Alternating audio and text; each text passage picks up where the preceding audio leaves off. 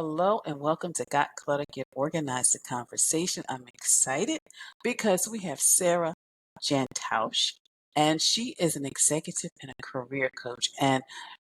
We are about to enter the last quarter of the year, but also the end of the year when we're going to be doing maybe just a lot of networking. And it's a great time to really learn some strategies on how to do it right so we can meet the context, but also have that career that we want. So, Sarah, thank you so much. Janet, thanks for having me here. I'm excited to dig into networking. So, before we get started into the strategies, what made you decide to focus on this? This is a really important topic to me because I used to be a horrible networker. And early on in my career, I was in the middle of exploring a new avenue, leaving my prior position, and I wanted to go into a different arena. And I wasn't exactly sure what that was. So I started networking to figure out where I wanted to go and what kind of jobs I wanted to explore. At the time, I was leaving a government position that was term limited, so I wasn't able to stay because of Ohio's term limits. And I started talking to people, going to networking events more frequently, and it wasn't going well. I was having these conversations that felt transactional, and I wasn't really getting the clarity I wanted. And so I did a lot of trial and error. And fast forward a number of years later, I figured out through all of this exploration, I did about 50 of these networking or informational interview chats in a short period of time. And what I figured out is there's a couple of things around mindset and strategies that, when put together, can make relationship building really, really effective. So Mm. eventually, I was asked to come and speak at a university locally where I live and talk about networking to a group of students that were there. And that's what forced me to kind of formalize all of this together. And I realized through that experience, not only did I now love networking as an introvert, by the way, but I loved teaching it as well. And what I was teaching in an hour-long session was really effective, and students were picking up, and it was changing the way they saw relationship building. And so I knew something I had something there. And I've continued to go on and teach what I call the generosity-based networking framework as I've formalized it. And that's what I've been teaching. And now it's a core component of my business. Well, I'm excited to learn some strategies from you because, as you know, we are just really, slowly getting back out and really beginning to network and things. So, one of the questions I have for you is what are some of the things that maybe we're doing, but we shouldn't do anymore? Yep. There are a couple of things that most people do. And if you're doing these right now, I just want to say you're in really good company. Nothing is wrong. You always have the option to pivot and change into doing something else. So I just want to start by saying that because most of the time, and I did this too, I started in transactional networking, is what I call it. Normally, people network in this way. They need to go get a job, so they go out and they go ask people for jobs or invitations for jobs or to create a job and all these things. That, if you're starting from a transactional place, is not going to build a relationship. So I invite everyone I work with to throw that out the window and think about networking a little bit longer term. And so instead of networking, thinking about it as a relationship you're just now starting. And it's not for the purpose of getting something, because if you're going in with that mindset, it usually prevents you from being able to actually build a relationship where you can, continue to follow up with that person and go from there. That's number one. Number two is not following up. It's amazing to me how often I will network with somebody, maybe like a student, or I'll be mentoring somebody, and I'll say, hey, I would love to know how you're doing, in 3 months, 6 months, like keep following up with me so I can help you continue the relationship. And I never hear from them again. Or worst, if you promise something to somebody and then you don't send it to them, you don't provide that feedback, or you don't make that connection. Following up is like number two, is like the thing that's so common. And it's such an easy lift because if you're somebody who's going to send a thank you note and then follow up on anything, you're already doing better than the average person. Mhm. Another one I have for you is just networking for the sake of networking. If you go out, so most people know they need a bigger network, they need a better network, and they need to go networking, but then they're not motivated to do it. So not knowing your why, and your why could be as simple as I'm curious about, or I want to learn about this profession, or I'm really sick of my job, but I have no idea what I want to do. just going out and starting to talk to people about what they're doing, that could be a why. It doesn't have to be simple, or it doesn't have to be complicated. It can be simple. And then the last one I have for you is waiting until you think you are ready, or that you have your stuff figured out, or you're in the right job. The best time to start networking and building relationships is now. Mm. As you were talking, Sarah, I remember, and this was years ago, I went to a networking event with a friend. And she introduced me to someone, and it was really nice. And I think because something happened, because he remembered me, and that happened to be one of the largest projects that I really was able to work on. Because he's like, that lady friend of yours, the one that did the organizing. I need to talk to her. I did his office. The next thing I know, they sent me to the financial department. They sent me to the marketing department. So you're right. Sometimes when you just really go to these Mhm. places and do present yourself professionally, things happen. They do. So, I so these are love some. that story. That's exactly it. When the folks I teach start showing up and just being themselves in a space where they feel comfortable, like you did, things happen. It's happened for me. I've gotten board seats, speaking invitations, job offers, like wild things happen. And you're right. It's like when you do show up, like just naturally, without like really like, oh, I gotta get this job, this position. I want to meet this person. You just go and have conversations. People remember you, and before you know it, like you said, I think I got a board seat because of that. So you're right. So what are some things that we can do? Because as I said, we're getting into the last quarter of 2025. Then of course, the end of the year, and there's all those wonderful parties that we try to attend. So what are some things that strategies we can do that, can help us either get the position we want, make the connection we want, so we can really get a good jump start into the new year? I love this question. The first is really taking a second to think about where you are, what you want, what you're thinking about. A lot of people get really, I don't know, kind of stressed out about the idea of goal setting because they think they have to, work on it all the time and stress out and be really hard on themselves. But goal setting can be a lot looser. Like, let's say in the next couple, like 3 years, you want to get a promotion at your company.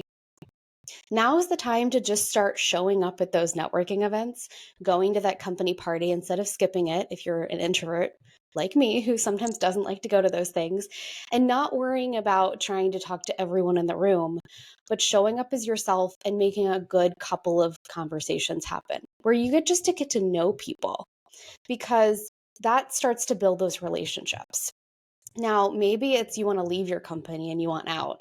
Or my favorite is sometimes coaching small business owners, because networking in a way that feels natural to them can be something like volunteering at their favorite organization on the weekends and brushing shoulders with people of all different walks of life who likely might need their services.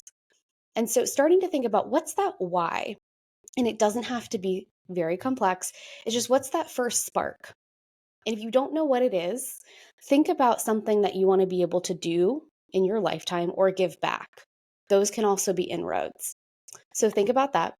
Two, start to think about the things that you enjoy doing. Are you somebody who likes to meet with people one on one? Are you somebody who likes small groups?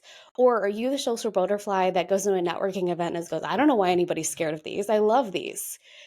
Figure out which one you like to do and lean into that. So let's say you're the person who's an introvert, you hate big gatherings, but you're going to go to this company holiday party or your family's holiday party. Tell yourself in advance, I don't have to stay the whole time. I can either, go for the middle part, beginning part, end part. All I have to do is talk to 3 people.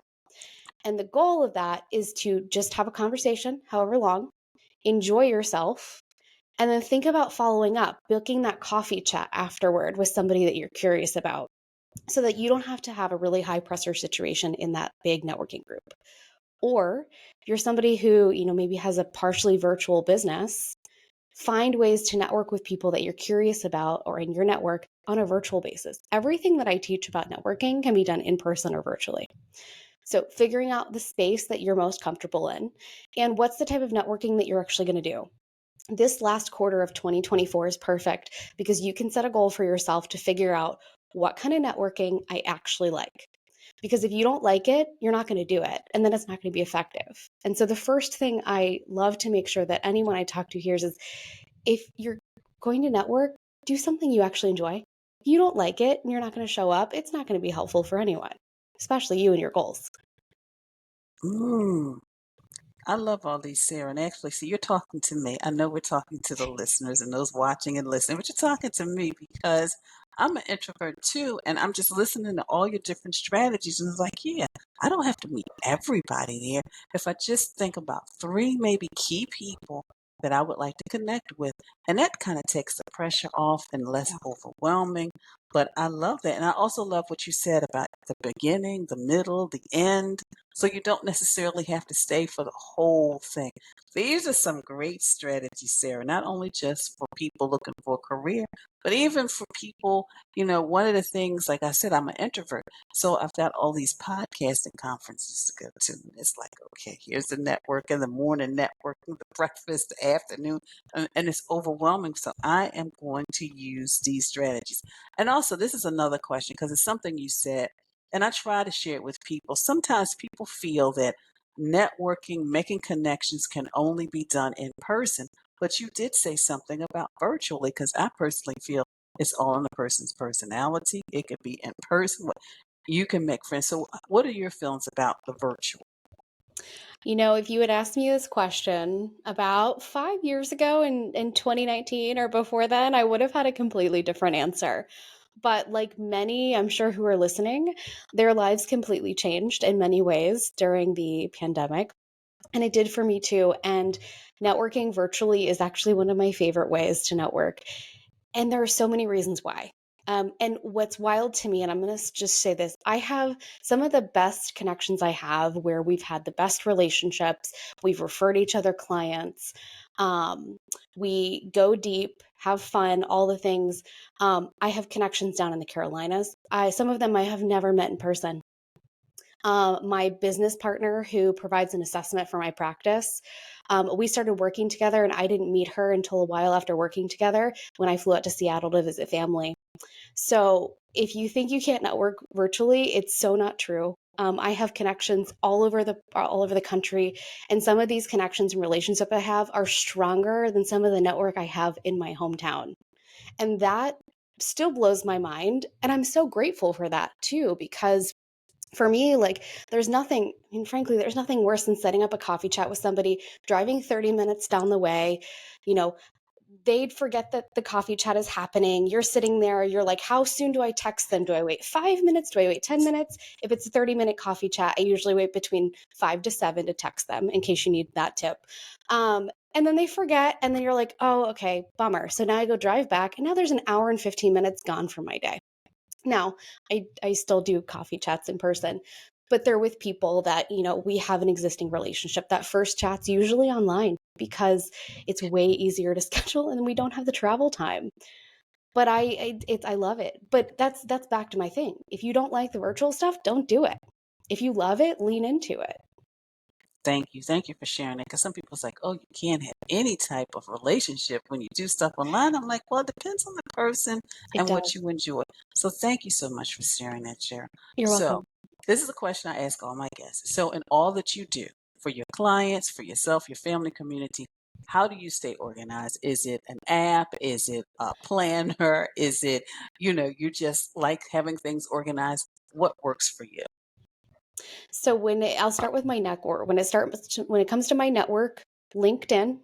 And here's why. I add everyone after I talk to them to LinkedIn because I can download a file from LinkedIn and you can upload it into your Gmail or your suite or whatever. And so you can literally have that contacts list.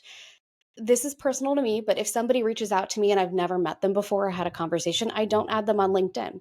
I usually invite them to, a 15-minute virtual chat where we get to know each other. And that's how I manage my network because I'm always looking to give back, make connections, and help people. And if I don't really know that person, it's really hard for me to help them. So that's one. Two, in terms of networking, I actually, keep a really detailed calendar, and this goes through the rest of my life as well. Without my digital calendar, I think that I would be lost. So I use that for everything: tasks, calendar events, all of the things. And when I switched from using a paper calendar to that, life got so much simpler. Calendly. to be able to, cut down on all of the back and forth of scheduling. That is so hard, especially as somebody who's scheduled at this point. I still schedule for myself. So Calendly is another tool. And then the most important that just helps me on a daily basis is the concept of planning tomorrow today. I learned about this from an online creator years ago. And the days that I skip this, I am not as clear headed and not focused the next day. And it's super simple. So the night before, I take 5 to 10 minutes at the end of my day, I review my calendar. I look at anything that needs to be taken off. I realize things that need to be added or prep time. And I write my 3 priorities for the day, which is hard to only pick 3. I write down reminders and then I look over my calendar and I kind of make some notes. And I have that has been the most game changing thing for me. And it sounds so simple, but regularly having this practice, my days went from all this mental clutter, all these things that aren't important, to here's what I have. And I write it down. I don't do a digital process for that because the act of writing it down makes my day cement in my head. And then I can be really present with whoever I'm meeting with. And I do the same thing, Sarah. I have the digital calendar, but I also have the planner. And I love planning the night before. Actually, before this interview, I started putting, because I'm going on site tomorrow, so I put my bag aside with all the things and tools I need to work with the client. So therefore, when I leave, I don't have to worry about, did I forget something? And then I look in Yeah. I'm at the client site. I don't have. So I truly, truly, truly believe. Well, Sarah, this has been an enjoyable conversation. I know I got tips I'm going to be using as I move forward and really get out of my comfort zone just a little and do some more networking. So, how can people connect with you? People can connect with me 2 ways. One is going to valuesbasedcareers.com. There's information on there. I hold free workshops every month, and there's resources and all of that. But if you want to network in terms of social networking, I'm on LinkedIn.